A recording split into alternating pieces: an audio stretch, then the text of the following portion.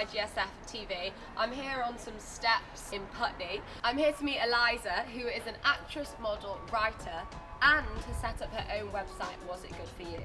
I don't want to say much more because I'm going to leave that to her. So let's go in and meet the girl behind this door. I'd like to introduce you guys to the lovely Eliza. Hello. I want to start by asking you about your website.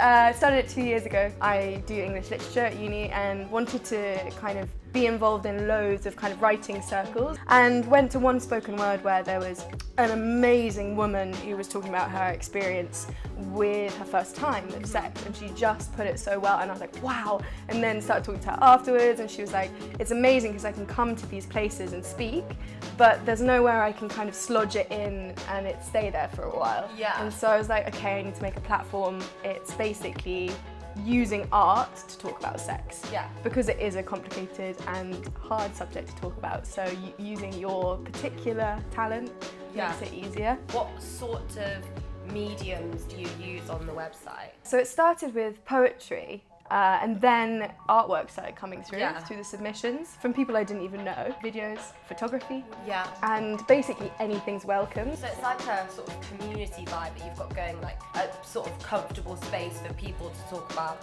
a topic which some people feel uncomfortable talking about. Yeah, I want to make a magazine with all the stuff that's been on there, all the best stuff. So like this guy called Tobias who's started a sex festival. Oh my god! That I went to that was amazing. But yeah, he's talking about how to start a sex festival. Oh my god! So what happens at a sex festival? Sorry, I'm going off tangent, but I would like to know. A lot of things happen. I didn't do anything, but you can see it happening. Oh, okay. There's things like how to do tantric sex, how to bind rope, but it's very consensual. So it's in this big kind of Tom Ford's old house. Oh my god! And hot tub, sauna, all creating this kind of hedonistic, libertine carnival. Like I don't know if I'd be confident enough to go. No, I didn't partake in anything apart from one kissing workshop. What? A kissing workshop? Yeah, I did a kissing workshop. Do they teach you how to kiss? They teach you how to spend time kissing, and we had to put blindfolds on, get close to people and feel if they're ready for kissing and where they want to kiss, and we had to sit around in a circle afterwards and we were like, and then there's this one guy who was like, I really enjoyed kissing you, and pointed at this guy, and he was like, I'm heterosexual, but do you want to talk afterwards?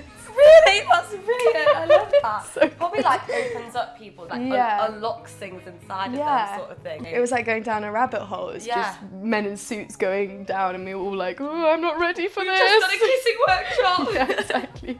So would you say your website is aimed at women or men or both? I've got a strong group of women that I live with, and they've really inspired me, and they're really open to talking about it, and really creative. I think it's really difficult also for men to talk about it. Yeah. And actually found that it's more helpful for the men now, and more of the men have messaged me and said, oh, this is great that I have this here and that I can be sensitive towards this subject. What ways do you think it like helps a man? Because in my head I'm thinking, well, if they're able to see sort of more intimate stuff from women, like poetry that they've written, it kind of gives them a bit of insight into like a woman's mind that she maybe wouldn't give to them if she didn't have this platform to show it on. I've come up against people that say, well, shouldn't it be private? But the private people will like to see the public people talk about it. I'm quite scared myself of talking about things. Where does that boundary cross? So we've obviously spoken a lot about sex. I want to move on to the sort of other realms of your life. If you could give 3 pieces of advice to somebody starting out in the acting or modelling industry, what would those pieces of advice be? Don't do anything that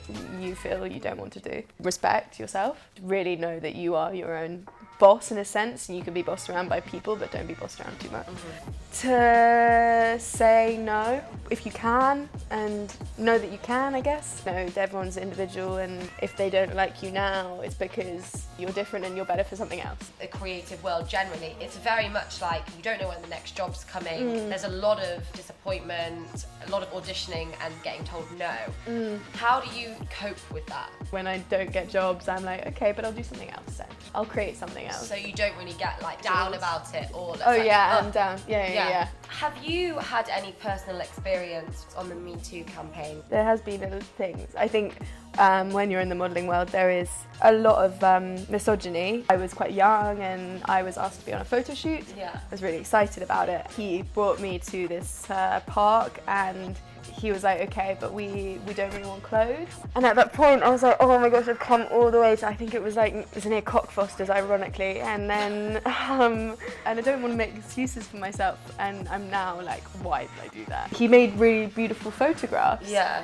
But he was always like, okay, open your mouth, like, you know, curve your back. And I think I was 17. And I remember going back home and having to have a shower because I was like, that is disgusting. I need to move that as far away from what happened. At 17, you don't have anything to compare it to. You don't know, is this normal or is this not? Like you said, you're on your own, you've come all that way. Well, what would you do? Somebody at 27, 30 who is just new to the industry, you've got nothing to compare it to, so how are you supposed to know? So I want to finally finish by talking a little bit about fashion. I think it's really important feeling comfortable. I don't read fashion magazines that much. How would you describe your personal style? My mum says it's like scrapyard granny. I only buy charity shop things. Yeah.